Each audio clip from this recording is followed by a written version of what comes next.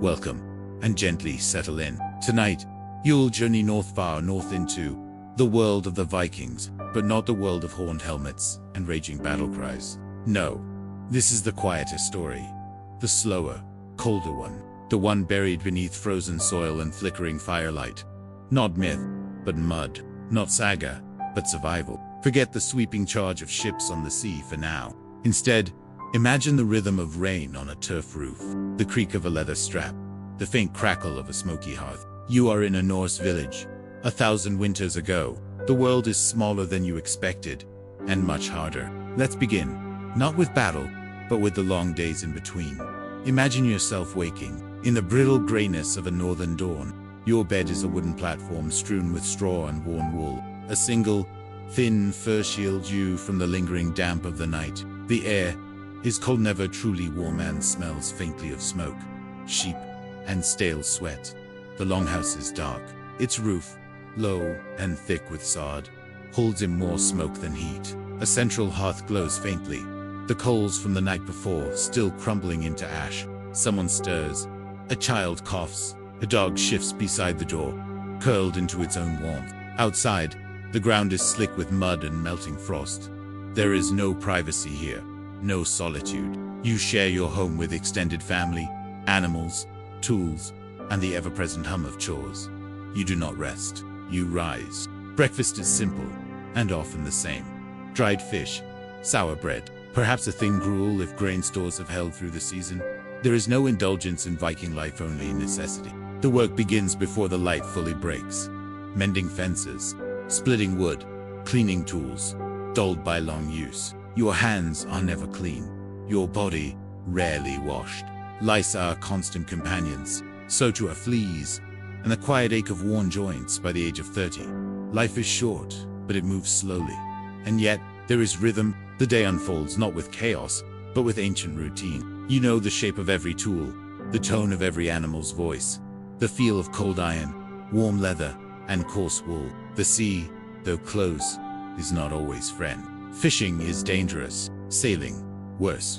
The winds are erratic, the salt eats through everything, and storms rise from nothing. Still, men go. They always go. Trade, raid, return, or don't. You, perhaps, stay behind. Someone must. To weave, to tan hides, to tend to children, to dig out frozen soil so root vegetables can be coaxed from the ground, to stitch torn clothing by firelight, eyes straining, fingers raw. There are no weekends, no holidays, in the modern sense, only festivals bound to the sky solstices, harvests, first thaws. These are your markers of time. And yet, with all its hardship, Viking life was not without meaning. You belonged to your clan, to your gods, to your land. Every hardship woven into the rhythm of survival.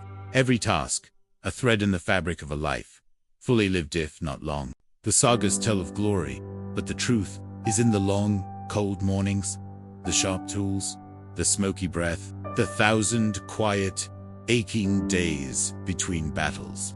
Let your mind drift now to the slow-moving waters of the Seine. It is the year 845. The early spring mist clings to the riverbanks. Trees are still bare, and the land smells of thawing earth and wet wood. You are aboard a Viking longship, one of many, their slender hulls gliding quietly toward a city that rests, unready, at the heart of the Frankish realm, Paris. But this is not the Paris of today. No gleaming towers, no broad avenues, just a cluster of stone and timber buildings huddled on a small island in the river, surrounded by low walls and uneasy prayers. The siege begins not with chaos, but with approach. The Vikings, led by a man named Ragnar, though historians debate the name, do not charge blindly. They are practiced, deliberate. Nearly 120 ships drift up the river, slow and purposeful, perhaps 5,000 men in all. The kingdom is caught off guard. Frankish scouts watch from the trees. Messengers ride hastily, hooves slipping on the wet roads. The army of Charles the Bold, grandson of Charlemagne, begins to stir. But too late. The Vikings arrive like a tide. They do not strike just the city. They strike the region. Monasteries are emptied, villages taken, wealth gathered. Paris waits, breath held. There is no sudden, glorious battle. Siege is rarely like that. It is hunger. It is waiting. It is sickness creeping in with the damp. Paris, confined to its island, holds out as best it can. But the Vikings are persistent and patient. They understand pressure. They understand the cold arithmetic of fear and time. Eventually, Charles relents. Instead of driving them off with steel, he sends gold. 6,000 pounds of silver, some say a ransom, payment to make them leave. Not a defeat in open battle, but a kind of surrender nonetheless. The Vikings take the treasure, and the city remains standing. Quiet, watchful, unburned. This time, what the people of Paris remember most is not fire or sword but waiting. The silence of boats just offshore, the unease of knowing help might not come. The quiet negotiations carried on the river wind. A threat, not shouted, but whispered. And then, the ships depart, as slowly as they came, and the Seine returns to stillness. Let the sea carry you westward now, far beyond the grey shores of Iceland, past the icy edges of Greenland, into the soft, strange fog that hangs over the unknown. The Norse called it Vin, a land of meadows, of wild grapes, of rich woods and curious peoples, a land they found and lost. It is sometime around the year 1000. You are on a narrow, stout Norse cargo ship, broader than the sleek longships of raiders. The Atlantic wind is constant and cold. Seabirds wheel overhead. The journey has been long, the weather uncertain. You do not know exactly what lies ahead, only what others have whispered. The coastline appears slowly, green against the gray. Trees you do not recognize. Rolling hills. No stone buildings. No church bells. Just silence, broken only by the creak of wood and the breath of wind. Leif Erikson steps ashore, son of Eric the Red, born in Iceland, raised in Greenland, now first to set foot on this new world. The sagas say he found wild grapes, hence the name Viking. But perhaps it was just berries. The truth is buried, like so much, in the gentle silt of time. They built houses, small, turf-covered, like the ones they knew. They fished, they hunted. They met the people already living there, the Skrillinger, as the Norse called them. The encounters were cautious at first, then tense. The sagas speak of skirmishes, not battles, but brief clashes, stone, axes, pointed sticks, and confusion. The Norse, far from home, outnumbered and uncertain, did what people have always done when the edge of survival thins. They retreated, quietly, gradually. Vinland was not conquered. It was released. What remains of this time is faint. A single sightland, so meadows, in modern-day Newfoundland offers some proof. Iron nails, building foundations, a spindle whirl, hints of presence, but nothing more. The rest, swallowed by moss, by forests, by centuries of snow and silence. Vinland is not a place of monuments. It is a murmur, a dream half-remembered, a settlement not lost in battle, but in time. And so the Norse returned to Greenland, to their farms and their stone art. The sea, always demanding, always indifferent, had taken another chance away. Still, in the cold northern winds, stories of Vinland lingered, passed from firelight to firelight, told not as triumph, but as wonder.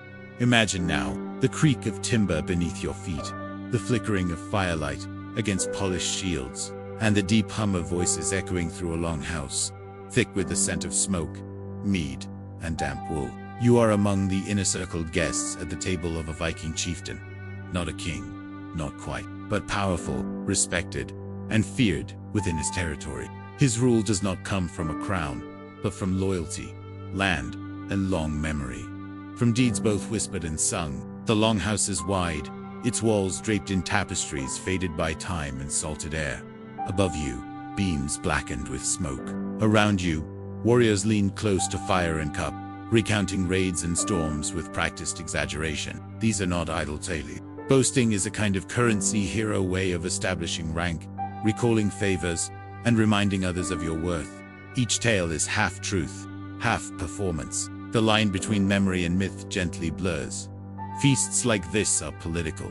Every seat, every gesture, every poured horn of mead is part of the game. The chieftain listens more than he speaks.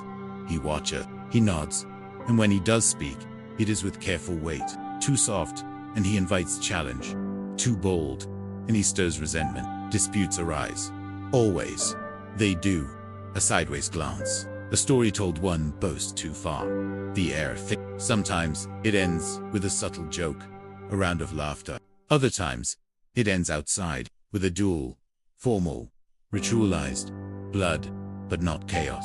This is how Viking society maintains itself, not through written law, but honor, memory, and tradition. Land is passed through kinship, loyalty is earned and tested, and feuds can last generations, as persistent as the sea winds. The chieftain's duties are constant: hearings, settlements, alliances by marriage. He is judge, host, protector, and war leader, rarely at peace, rarely at rest. And yet, even here, there is rhythm, comfort in repetition, the thump of boots on the packed earth floor, the low murmur of prayers to Odin or Frey, the scraping of knives against wooden trenchers. Life goes on, and as the fire dims and the horns are emptied, the longhouse settles into a hush. Someone begins a slow song, melancholy. Outside, snow gathers softly. Inside, another night, a chieftain sleeps lightly, one hand always near the hilt. Tomorrow will bring another audience, another quarrel, another feast.